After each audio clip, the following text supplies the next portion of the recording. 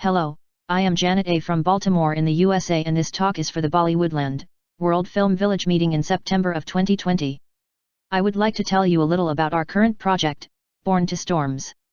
It is a novel for young people and is a science fiction novel as one of the major characters is an artificial intelligence and it is set in the near future. Above all, it is a story about young people addressing the problems of our climate crisis head-on. They sometimes win and they sometimes lose, but they always put up the good fight. The question I would like to answer in this Baliwoodland meeting is, would this story make a good cable TV production? We think the answer is a strong yes.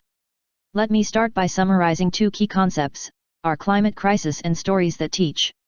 These ideas define where we are now, define the challenges that we all now face, and define the actions we propose to take.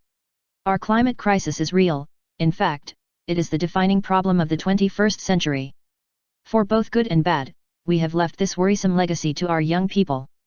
We need at least to provide them with our best ideas for addressing all the resulting problems.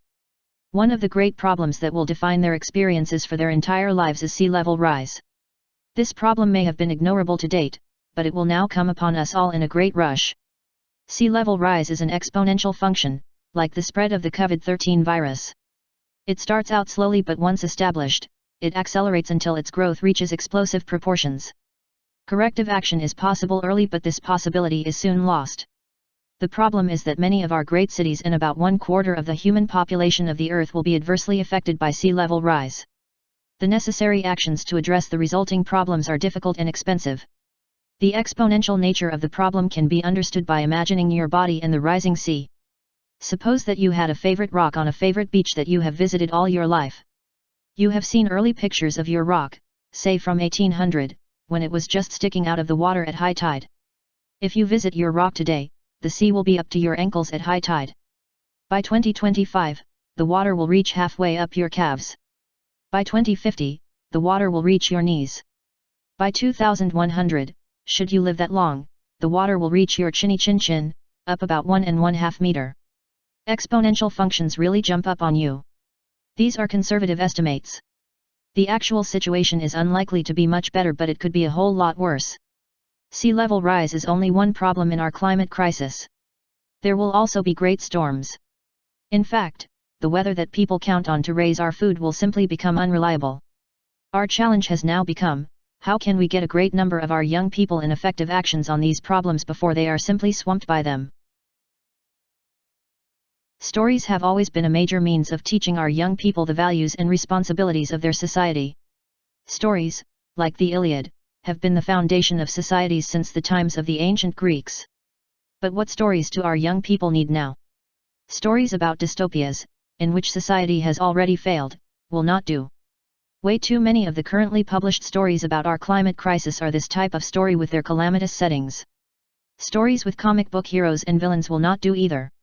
Our climate crisis cannot be personified into a single villain. Defeating any such villain will not solve our climate crisis. Fortunately, the story we need has a name. It is a hero's journey. The idea of these classic stories was made popular by Professor Joseph Campbell with his The Power of Myth TV series. These stories were then made the basis of such franchises as Star Wars and Star Trek. In the hero's journey, we meet a young person who is living his or her own normal life as best they can. Forces far beyond our hero's control then force the person into action. He or she then gathers a team and seeks out big problems that occur to the team as great adventures. Sometimes they win, sometimes they lose, but they have all committed their lives to a great fight. This is the classic story that our young people need today. This is the story that we have now written in Born to Storms. We are now 6 months of work and several $1,000s into our novel for young adults. It is a new class of novels called climate fiction, a branch of science fiction. Born to Storms, set in the 2020s, a young woman, supported by an artificial intelligence, driven from her home by storms and rising seas, embarks on a life-affirming struggle to find and support many people in action on our climate crisis. We are now seeking a literary agent and talking the idea up on web events like this. Today a story must have something extra. It must have a stick. Here stick means a plot element that sets the story apart and defines all the stories in the franchise. In Star Trek, the stick is the Enterprise and the Transporter. In Star Wars, it is the lightsaber and the Force. Born to Storms features a symbiotic relationship between a human and an artificial intelligence. This symbiosis is our stick, and it is radically different from the master-slave relationship currently used for most AIs. Most often, the human is defined as the master and the AI is programmed to do the master's bidding. This arrangement works well for the machines on an assembly line or a simple dispenser like an automatic teller. However, it is simply not possible to be absolutely sure that who is the master and who is the slave will not flip. Human slavery has been tried many times, and these efforts have often produced disastrous results. Why should AI slavery prove any different? The possibility of an AI revolt has been a major theme in science fiction. Just consider Terminator to Blade Runner. People have an innate fear of AIs and the slave role turning on humanity. But what are the alternatives? In Born to Storms, a person and AI pair are established at a young age. They are then trained as a symbiotic pair for life. There are not a large number of such pairs around, but there are enough that most people recognized a human-AI pair quickly and accept them. The AI does not have a robotic body but normally appears as an image on a cell phone that the human wears on the shoulder. The AI can however jump to any monitor that the human is using at the time. However, the AI in our story, JanetA, is not truly conscious. She would fail the common tests as she often trips up in ways a 5-year-old human could avoid. The AI is not given a robotic body because that exceeds the technology likely to be available in the near future, and such a body would have a very large carbon footprint. The key here is that the symbiont pair of human and AI is much more powerful than either one would be alone. Together they can take on the great problems of our climate crisis. Overall, Born to Storms depends on the words of Arthur C. Clarke for its stick: any sufficiently advanced technology is indistinguishable from magic. It is the magic of the promise of technologies that may soon be within the reach of our readers that is the magic that fires our story. The protagonist, Sarah, is an Afro-American young woman. Our two major characters, Sarah and JanetA, are the symbiont pair. This interaction makes them much more powerful than either would be alone. This enhanced power then lets them participate in a great many activities to address various problems in our climate crisis. The adventure starts with a great storm that disrupts their tranquil life and forces them to start out on their journey. In the power plant adventure, they explore the limitations of nonviolence.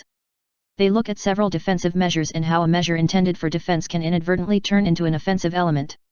In the first summer sea adventure, they look at fertilizing the oceans with minerals to sequester carbon. Would such an effort help or hurt our oceans?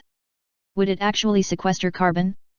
They look at the level of scientific monitoring that it would take even to know if such an effort was to the good or to the bad. In our no-till adventure, they look at what it will take to keep a small farm in business and still be a net carbon sink. This effort includes growing crops without ever plowing a field, and raising animals much closer to the wild experience of their ancestors. One of their adventures is set completely in the internet. They spend hours in a great game that teaches them how ecological systems work and what can be done when they are damaged. The game is a study in the Serengeti rules. They have an extended summer adventure fighting wildfires. Wildfires are yet another way that disrupted weather patterns can lead to destruction of infrastructure and the loss of human life. Another member of their family travels to Bangladesh to help there. The problems of a developing country hard hit by sea level rise are understood through the story. All in all, like all good heroes' journeys, Born to Storms is one adventure after another. To summarize, our climate crisis is real and it will define the 21st century. We need stories to teach our young people what to do. Societies have always used stories for this very purpose. One critically needed story is a hero's journey. Born to Storms is that story. How far we have gotten. Born to Storms is now complete at 56,000 words, it has been professionally proofed, and we even have the cover art. We are confident that our story could serve as the basis of a great TV series, and we will not stop until we achieve that end. An expression of interest from some of the participants of this conference could be a big step in making this happen. Please email me if you are interested in any possibility for our project. We will quickly reply with a 10-page sample file with the introduction and first chapter, and then, if requested, the entire novel. I will also participate in the interaction materials of Bollywoodland, and we will be happy to answer any questions. We feel that active participation in meetings like this make a real contribution to addressing our climate crisis. Thank you for your attention and interest in our project.